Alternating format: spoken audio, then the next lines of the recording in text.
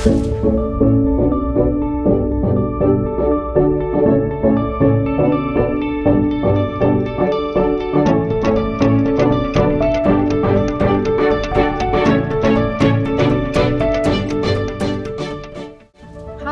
selamat pagi. Hari ini kita belajar tentang menyusun prosedur. Setiap hari kita selalu melakukan suatu kegiatan, misalnya membaca buku, naik kendaraan, menggunakan alat-alat elektronik, dan melayani tamu. Agar dapat melakukannya dengan benar, kita memerlukan serangkaian petunjuk melakukan kegiatan tersebut. Banyak istilah yang digunakan untuk menyebut petunjuk-petunjuk itu. Ada yang menyebutnya kiat, tips, resep, cara jitu, dan sebutan lainnya. Mari kita sebut saja semuanya itu dengan istilah prosedur. Penting sekali kita mempelajarinya agar dapat memahami dan menyusun prosedur.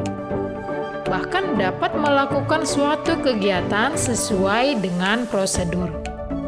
Dengan begitu, kita dapat memberikan penjelasan kepada teman, kerabat, atau orang lain tentang cara melakukan sesuatu sesuai dengan tahapan yang benar.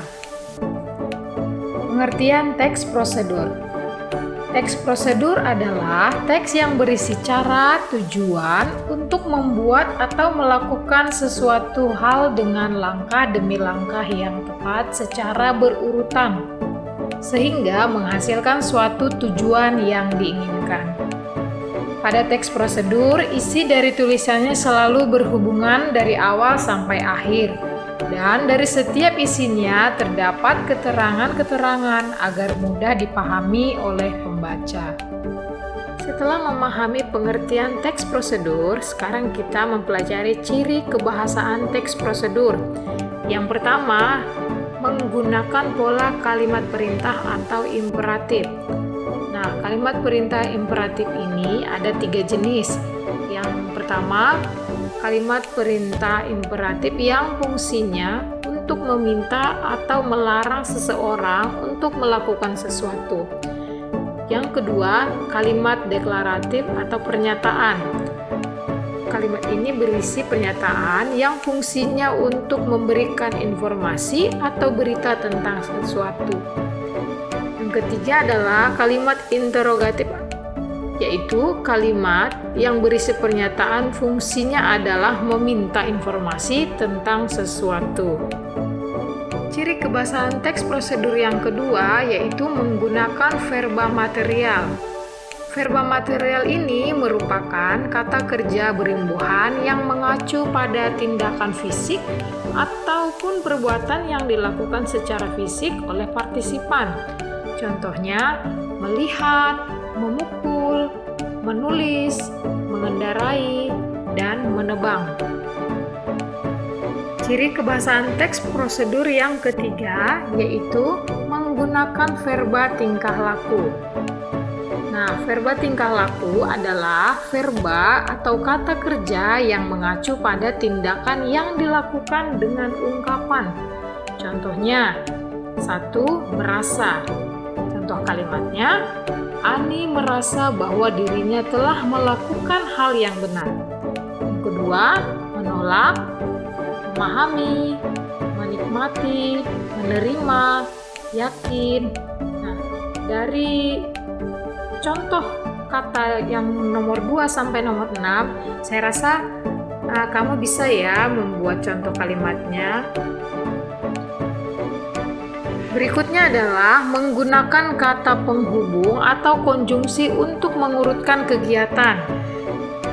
Contohnya, lalu, setelah itu, kemudian, dan selanjutnya. Ciri kebahasaan teks prosedur yang terakhir yaitu menggunakan kata keterangan untuk menyatakan rincian waktu, tempat, dan cara yang akurat. Sekarang kita masuk ke struktur teks prosedur. Struktur teks prosedur ada 3 bagian. Yang pertama, tujuan. Bagian ini berisi tujuan dibuatnya teks prosedur tersebut atau hasil akhir yang akan diperoleh. Biasanya, bagian ini berupa judul. Contohnya, cara penggunaan APD COVID-19 yang lengkap. Kemudian yang kedua, material. Bagian ini berisi informasi tentang alat atau bahan yang dibutuhkan. Tetapi tidak semua teks prosedur mempunyai bagian ini ya. Biasanya bagian material ada di resep makanan. Struktur prosedur yang ketiga yaitu langkah-langkah. Bagian langkah-langkah berisi cara-cara yang ditempuh untuk mempunyai tujuan atau mencapai tujuan. Nah, untuk bagian ini kamu benar-benar harus perhatikan karena bagian ini tidak dapat diubah urutannya. Bayangkan saja seandainya petugas medis COVID-19 tidak menggunakan APD sesuai prosedur. Pada akhirnya merekalah yang lebih cepat terpapar virusnya. Bahaya kan? Bagaimana contoh teks prosedur? Nah, berikut contoh teks prosedur. Cara mencegah virus corona menurut WHO. 1. Cuci tangan sesering mungkin.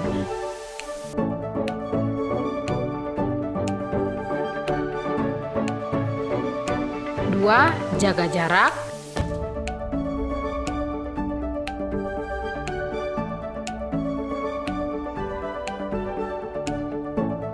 3. Hindari menyentuh mata dan mulut.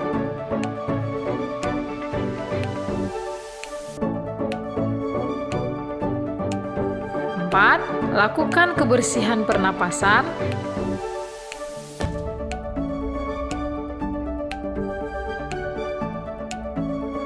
5. Cara perawatan medis.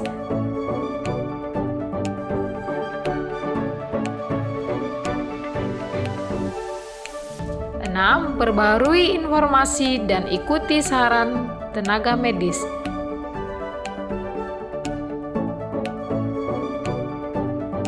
Kalau kamu masih ingat struktur dari teks prosedur, kamu bisa perhatikan kalau di contoh ini tidak ada bagian materialnya.